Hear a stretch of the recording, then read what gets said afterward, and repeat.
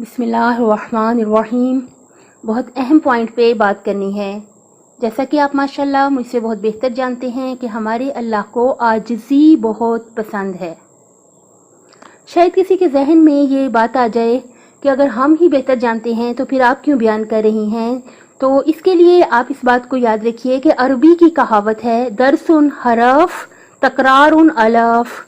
اگر آپ کا درس، آپ کا سبق ایک حرف ہے تو اس کو جو ریپیٹ کرنا ہے وہ 1000 بار ہونا چاہیے۔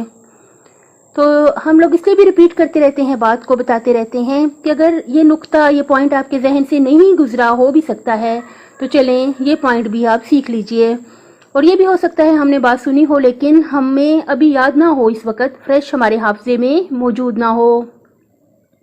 ہمارے اللہ کو عاجزی بہت پسند ہے اور بہت بے نیاز ہے ہمارا اللہ، کہ جس نے سننے میں بہت اچھا اثر رکھا ہے۔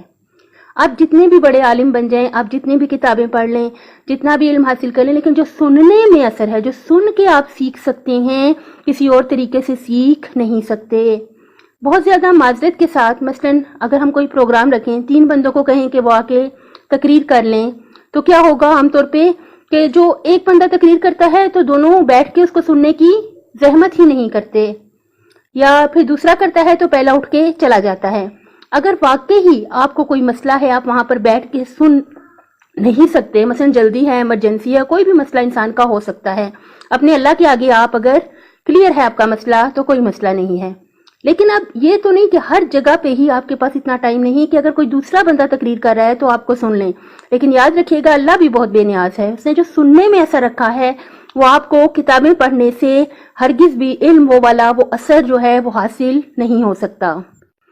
ہمیشہ انشاءاللہ عاجز رہیے گا، اپنی دنیا اور آخرت کا بہت زیادہ خیال رکھیے گا، اپنی صحت کا اور خالق کی مخلوق کا بھی بہت زیادہ خیال رکھیے گا۔ اللہ پاک دنیا اور آخرت میں حامی و ناصر ہو آپ کا۔